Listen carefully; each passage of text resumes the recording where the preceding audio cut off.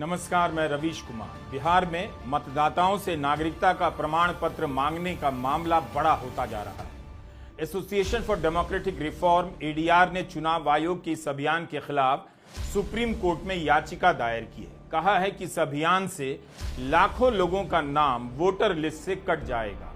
Economic times में खबर छपी है कि सुप्रीम कोर्ट का ही एक फैसला है कि चुनाव आयोग नागरिकता की जांच नहीं कर सकता। तब फिर चुनाव आयोग बिहार में नागरिकता की जांच कैसे कर रहा है? नागरिकता साबित करने के लिए प्रमाण पत्र कैसे मांग सकता है? इतने बड़े सवाल पर भारत के मुख्य चुनाव आयुक्त ज्ञानेश कुमार ने कोई प्रेस कॉन्फ्रेंस नहीं की है। क्या उन्हें पब्लिक के बीच आकर सवालों के जवाब नहीं देने चाहिए? हम इस वीडियो में इन सब पर बात करेंगे। बिहार के वोटर अभियान पर हमारा यह 5वां वीडियो है।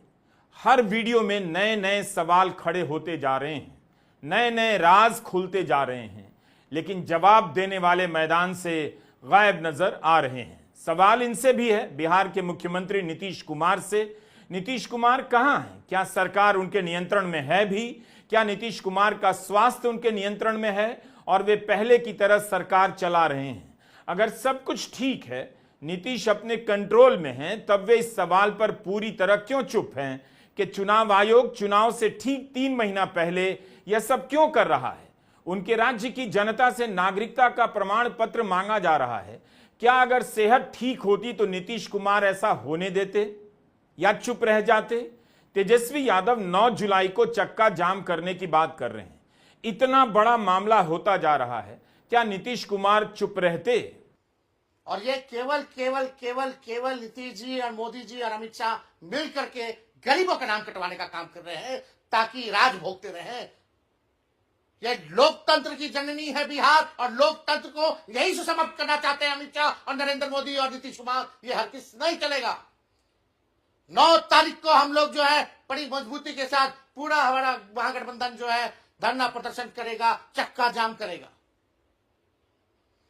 और इसमें अपील करते हैं कि आप सब लोग मजबूती के साथ लोकतंत्र और संविधान को बचाने का काम कीजिए, गरीब का अधिकार को बचाने की लड़ाई को लड़ने का काम कीजिए। नीतीश कुमार जिस तरह के नेता रहे हैं, वे चुनाव आयोग के इस अधिकार पर सवाल जरूर उठाते कि आयोग कैसे नागरिकता की जांच करेगा। आयोग का काम नागरिकता देना या इसकी जांच करने का नहीं है। इतने बड़े सवाल पर उनकी चुप्पी उनकी सेहत के सवाल पर बात करने के लिए मजबूर करती है। चुनाव आयोग 8 करोड़ मतदाताओं से फॉर्म भरवा रहा है और मुख्यमंत्री नीतीश कुमार इस मसले पर सक्रिय नजर नहीं आ रहे। क्या यह बात बाध्य नहीं करती है कि उनकी सेहत के बारे में हम सब बात करें? क्या सेहत के कारण नीतीश कुमार सक्रिय नजर नहीं आ रहे? नीतीश कुमार का कनेक्शन जो बाइडेन से नहीं है, लेकिन बीमारी को लेकर हो जाता है। अमेरिका में बाइडेन के स्वास्थ्य और मानसिक सेहत को लेकर काफी विवाद हुआ कि वे अपने नियंत्रण में नहीं हैं, उनके बदले कोई और फैसला ले रहा है।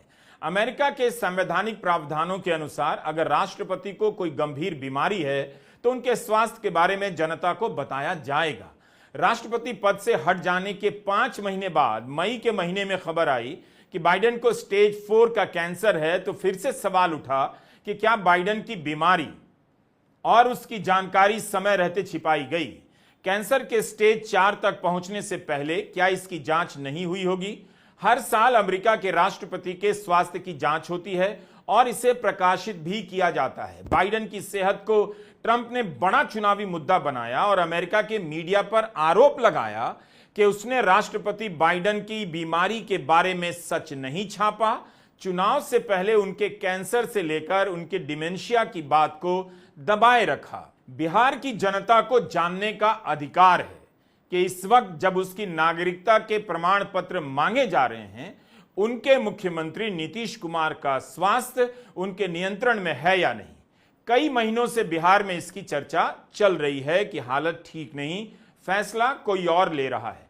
इस तरह की बातों और अफवाहों को भी शांत करने के लिए जरूरी है कि नीतीश कुमार की सेहत पर विश्वसनीय तरीके से जानकारी आए।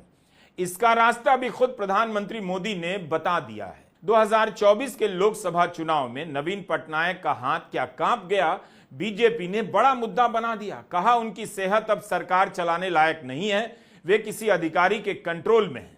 प्रधानमंत्री मोदी ने कहा, ओडिशा में उनकी सरकार आई तो एक कमेटी बनाकर नवीन पटनायक की सेहत की जांच कराई जाएगी। लेकिन बिहार में जब यह सवाल उठ रहा है तो बीजेपी और प्रधानमंत्री दोनों चुप हैं।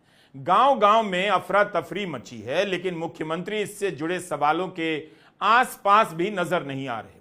कई महीनों से किसी रहस्य की तरह बिहार नजर आ रहा है। मुख्यमंत्री सबके सामने नजर आते हैं, लेकिन उस तरह से नहीं लगते जैसे पहले नजर आते थे। सार्वजनिक मंचों पर कभी उनके पांव छू लेने तो कभी ऐसे व्यवहार को लेकर चर्चा होती रही है जिसके लिए नीतीश कुमार कभी नहीं जाने जाते। 4 जुलाई को नीतीश कुमार के ट्विटर हैंडल पर यह तस्वीरें डाली गईं। इन तस्वीरों से यही पता चलता है कि नीतीश कुमार सक्रिय हैं, लोगों से मिल रहे हैं, कार्यक्रमों में जा रहे हैं, पटना के गर्दनी बाग में बापू टावर का उद्घाटन कर रहे हैं, बच्चों से मिल रहे हैं। लेकिन ये सभी तस्वीरें हैं। अगर इन तस्वीरों के हिसाब से नीतीश कुमार इतने सक्रिय हैं, उनका स्वास्थ्य उनके नियंत्रण में है, तब भी वे 8 करोड़ मतदाताओं की नागरिकता जांच और वोटर लिस्ट की जांच के बारे में कैसे चुप रह सकते हैं, जबकि इस अभियान के 10 दिन हो गए। 3 जुलाई की यह तस्वीर बता रही है कि नीतीश कुमार गंगा नदी के जलस्तर का मुआयना कर रहे हैं, बाढ़ की हालत का पता कर रहे हैं। क्या ये सारी तस्वीरें यह संदेश देने के लिए हैं कि मुख्यमंत्री बिल्कुल ठीक हैं?